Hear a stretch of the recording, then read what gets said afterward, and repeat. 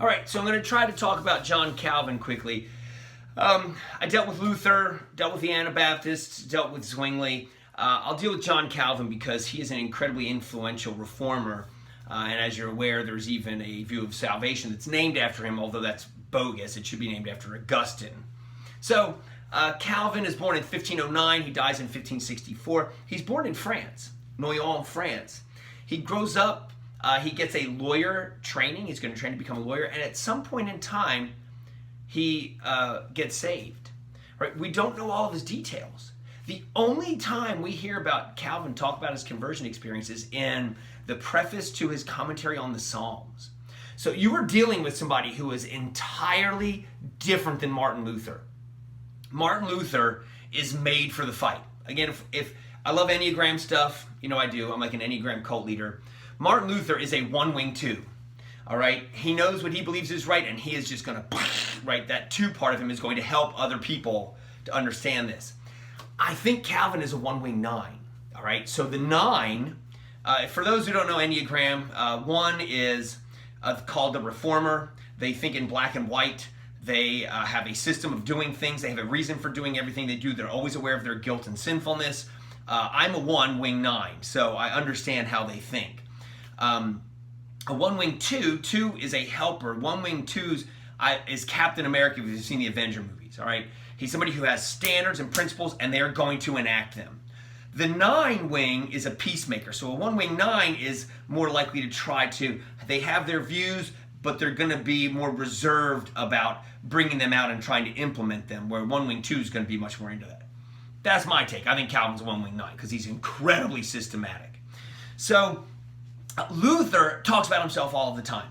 All right, again, for better or for worse, I think the best analogy, a modern analogy of Martin Luther is Donald Trump. I mean, Donald Trump is not a one-wing nine, but just the way he acts, I mean, it seems like Luther to me, all right? So when Luther says something right, you will never find a better expression of what he says. When Luther says something wrong, you just are like, oh my gosh, how could you say that? Calvin is much more reserved. So Luther's always talk about himself, his problems, everything, whatever. Calvin, you don't find out about it at all. Like I said, his conversion experience, you have to find out about it in a preface to one of his commentaries.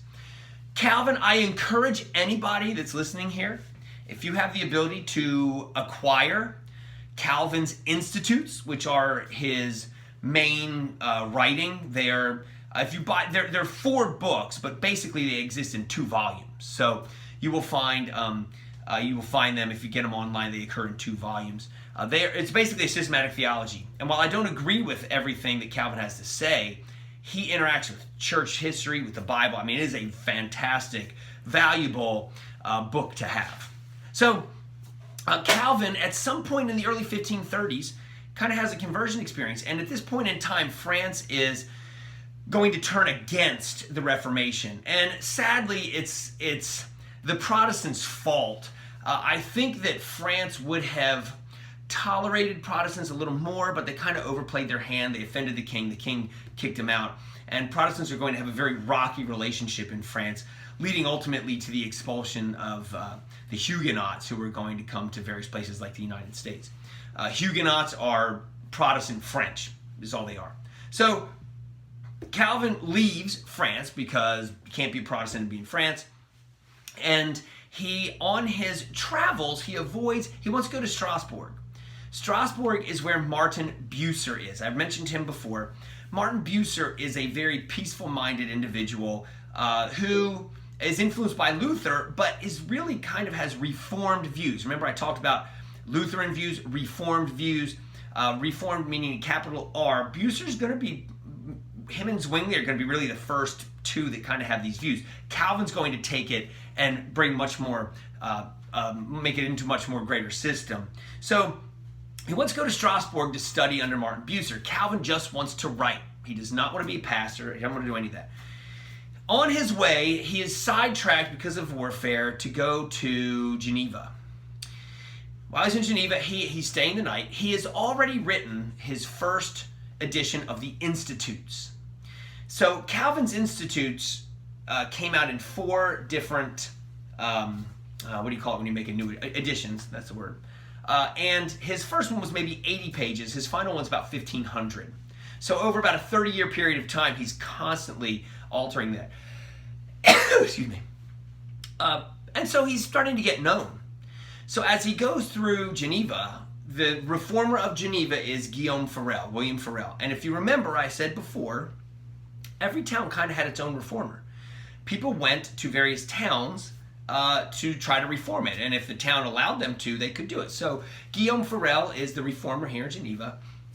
And somebody saying, hey, John Calvin's here. He's like, oh, well, let me go see. And he goes and sees John Calvin. He's like, you need to stay with me and help me reform Geneva. Calvin's like, I don't want to reform Geneva. I just want to get to Strasbourg. I'm not a pastor. I just want to study. And Guillaume Farel says something to the effect, may God curse the repose you seek if you turn your back on such a great need as we have here in Geneva right now. And that scares John Calvin, so he stays. So he's in Geneva for a couple years with Guillaume Farel, and they are trying to bring about reform. So when you read the Paul's letters, he's dealing with lots of sins that he's trying to deal with. Well, here in Geneva, they are trying to deal with a lot of Catholic superstition, they would say, as well as just common people and just doing what they want, right? Sleeping around, getting drunk, doing all these things. And Calvin and Farel are like, we're not going to have any of this, right? We are Christians living in a Christian town. We need our town to be Christian. So they're trying to get laws passed that will change how the town lives. Again, the greatest example, I think, of that in an American sense of what Calvin is going for would be Puritan Massachusetts. All right. Now, I haven't studied this in detail. I always think of that, right? Where you have a town whose whole structure is built around the church. As I mentioned before, Lutheranism believes that the church and state should work together. Roman Catholicism believes the church and state should work together. For Calvin and the Reformed, church and state should be like a hand and glove. They should work in unison. It's a big difference. So, after a couple years, Calvin and Guillaume Farel are run out of town. People are like, we don't want your reforms, leave. So Calvin's like, okay. So he goes to Strasbourg, where he always wanted to go. While he's in Strasbourg, there's a large amount of French refugees, Protestants who have left France. They've come to Strasbourg for refuge. And Martin Bucer speaks German. He's like, oh, Calvin, it's good to have you here. We have a large contingent of French refugees. I want you to be their pastor because I don't speak French very well. Calvin doesn't want to do it, but he does it. All right, so Calvin's there for a couple years in Strasbourg, and it's probably the greatest time of his life. That's when he looks back on his life, that's, I think, the most joyous time he had. In 1541, Geneva comes calling. They're like, hey, I know we kicked you out before. We really like you back. He's like, okay. Comes back to Geneva. His first sermon is, I think he's in Matthew. I could be wrong. He picks right up where he left off from the time before and starts preaching again. So Calvin is then in Geneva until he dies. And Geneva is set up as with a town council, right? And Calvin is on the town council. And I mentioned before, he's like the president. He's actually not on for a while because he's a foreigner, but he does not have total control. Some people like to make Calvin out to be this dictator in Geneva. That is far from true. He actually had people that opposed him. People wanted to see his demise until the early 1550s, which is finally when they had enough people on the town council to give him a greater reign of what was going on. So Calvin ends up dying in 1564 of old age, and his right-hand man is a man by the name of Theodore Beza. And I have not studied this. This is just from listening to what lots of people have said and reading it in general histories. I've never really dug into this. Theodore Beza took Calvin's views and really systematized them. So if you're familiar at all with the 5 points of Calvinism, Calvin didn't come up with those. That is Theodore Beza and other Reformed people taking Calvin and reducing it to those 5 points. In Calvin's Institutes, he deals with predestination in maybe like 9 pages of 1,500. Yet when people think of Calvin, they just think, oh, predestination. So he does believe that God chooses who will be saved and actively chooses who will be damned. That's double predestination. That was held by Gottschalk in 800. So again, that is not an outlier. Calvin is not out of the realm of orthodoxy when he posits this. Another thing with Calvin is in Geneva, they had what was called the consistory. The consistory was made up of Calvin and other pastors, and their job was basically to carry out church discipline. And we have the minutes of the consistory. They are really fun to read because it's talking about all these punishments that they do to people. So if you're caught drunk, you have to pay 3 sous, S-O-U-S, which I take is the form of money they would use as a fine. If you're caught again, double the fine. If you're caught again, you have to be in the stocks, right? They have all of these things, what do you call them? Punishments for what you do. And then they actually have actual accounts of what the consistory does. So for example, there's a woman who is praying to Mary. Now you have to remember, Geneva was Catholic up until 1540s. So you have Catholic people there. And even though they are now Protestant, a lot of them have Catholic things that they still do. My mother-in-law was Catholic. She converted around 1970 to evangelical free and then functionally Baptist at this point. She goes to my church. She will still say prayers to St. Anthony when she can't find anything. All right, now she hadn't been a Catholic in 50 years. She'll say, St. Anthony, please look around. Something is lost. It must be found. All right, now she doesn't really think St. Anthony's going to help, but it's just kind of these things that she has. When we finally changed my twins out from cribs to beds, underneath their crib mattress, there was this little medal, like a little Catholic saint on it for protection that my mother-in-law had put in there. So she still has these things, even though she knows that they're not really doing anything. So this one woman is at the consistory, and they're like, we hear you pray to Mary. She's like, well, I find myself praying to Mary. I know that she doesn't save me. She's like, but I don't really think it's wrong to pray to her. And they're like, They're like, okay, we've decided that this woman is possessed by a demon, and she has to come to Mass every day for a month, and then we'll revisit. Not Mass, excuse me.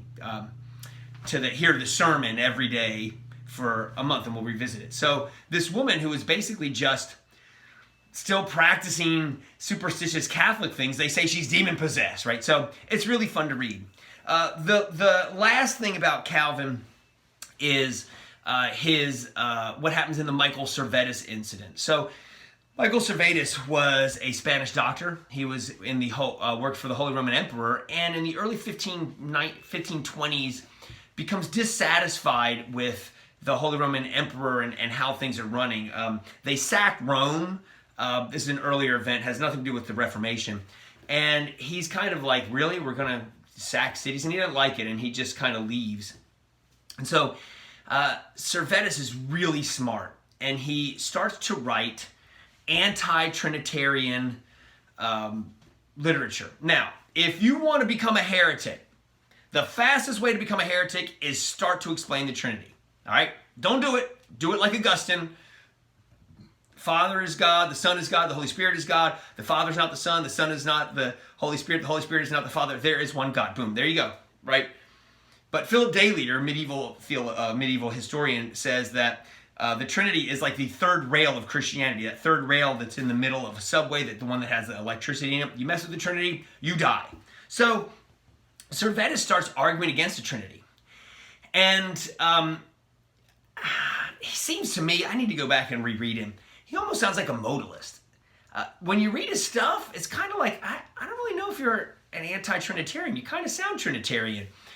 He's not denying the divinity of Christ. But anyway, that's heretical, and he goes into hiding. So Servetus is hiding for 20 years. And then Calvin gets a letter criticizing the Trinity. And he's like, this is Servetus. I recognize this writing. This is Michael Servetus.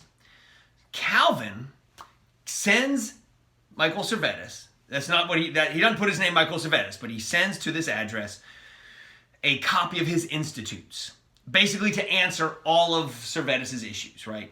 Sends him a copy of the Institutes. Michael Servetus gets Calvin's Institutes, criticizes them, and writes all these criticisms in them and sends them back to Calvin. Calvin's mad. Calvin, and if any of you have seen The Office, Calvin is like Michael Scott, and Servetus is Toby. Calvin hates Michael Servetus, right? And it's weird because Calvin's one that you don't see a lot of emotion. Oh, he doesn't like Calvin. He does not like Michael Servetus. one point he says something like, oh, that like 1,000 chickens would pluck his eyes out, like something weird like that. But anyway, so Calvin's annoyed. He's like, okay, we want to play this way. So he finds out where Servetus was printing his material. And Calvin has a friend in Geneva who has a brother who's in the Inquisition. Now the Inquisition is, don't mess with the Inquisition, right? It's not the Spanish Inquisition. No, it's the actual Roman Catholic Inquisition. They're the ones who hunt down heresy and deal with it. So Calvin pulls some strings, and this friend of his whose brother is in the Inquisition, he tells him, hey, Michael Servetus is publishing at this publishing house. The Inquisition come, they get Michael Servetus, they shut down the publishing house, they put Michael Servetus under house arrest, and then he leaves because he's not really guarded. So where does Michael Servetus go? He goes to Geneva. Why? We don't know. He says he's going to Italy and he's trying to avoid it. He goes right to Geneva, and people are like, hey, he shows up in one of Calvin's sermons. People are like, that's Michael Servetus. Calvin's like, oh, really? Okay, boom, he's in jail, right? So Servetus is put in jail for several months. And Servetus is like, why am I in jail? Like, can we at least have a trial? Calvin's like, well, it's like, we can have a trial. He's like, or I can send you to the Inquisition. Would you rather go to the Inquisition? He's like, no, I'll take my chances here. So they go to deal with Servetus. He will not recant. So what do you do to heretics? You kill them. Actually, that's not true. You burn them. And remember, the reason you kill heretics is not just because you hate the person, it's because their views are going to lead other people to hell. Better to kill the one person than have thousands of people go to hell. That's the idea behind it. Calvin prefers a more humane method of beheading. And all across Europe, everyone, even Martin Bucer, is like, what? You don't behead heretics, you burn them. So Calvin is not allowed to behead Michael Servetus, and he is going to get burned at the stake. As he's being led to be burned, Guillaume Farel is trying to get him to recant. I'm pretty sure it's Farel. I think he's back in Geneva. Trying to get him to recant. He will not recant, and they burn him at the stake. And that is always seen as a black eye against Calvin. That's really bogus, because Calvin was one man who even opposed the burning. Now, granted, anywhere you went in Europe other than the Anabaptists, you would have killed a heretic. Anywhere. So the idea that Calvin should have been above that is anachronistic. It is outside their understanding of how things work. Only the Anabaptists would not have done that. Catholics, Lutherans, Reformed, all would have killed a heretic. So you have to give him some grace with that, because we're looking at, from our own perspective, which it's absurd to kill a heretic, to that was just the norm. But we also have to remember Calvin wanted leniency, and he was the only voice that wanted that. So you have to give Calvin some grace with that. So anyway, that's often what he is known for. And so just understand the context there. When people who for some reason hate Calvinism are like, Michael Servetus, Calvin killed Michael Servetus, it's like, we're going to play that game? Like, we can go throughout history and find all sorts of problems with anybody because we're all sinful, right? So we have to give Calvin some grace here. So hopefully that helps. Kind of a broad brush of Calvin. Calvin was a second-generation reformer, which means he did not have to do the plowing. He got to do the harvesting. Luther and Zwingli and Bucer were first-generation reformers when they were doing all of this work. Calvin got to write because he came into a situation where the Reformation had already happened. And so Calvin wrote a lot of commentaries on, I think every book of the New Testament and maybe 22 of the Old Testament. I don't think he has them on the historical books. I don't think he has one on Joshua, Judges, 1st, 2nd Samuel. He might have one on Ruth, I'm not sure. But anyway, I encourage you, if you ever get those, they're great. But the Institutes are a great work to get, and that's largely what Calvin is known for. So hopefully this helps. Hopefully this will upload, and I'll start at this point going over some of the people in your Olson book.